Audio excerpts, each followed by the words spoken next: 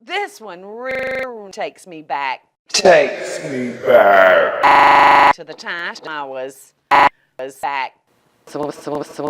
And I remember cooking hobos and smokes. So I've updated the hobos. We've got about 1.5 pounds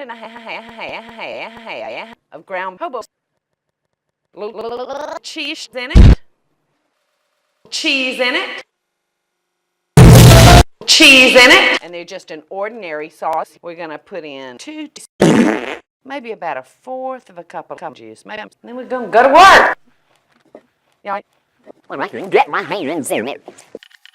Just want to squish that up. real good. We're going to shake kind of oblong.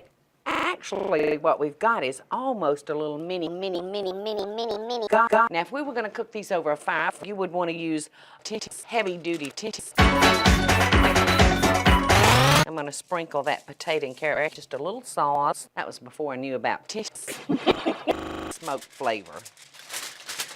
We're just going to seal him up. No fuss and no fuss. And all we're going to do,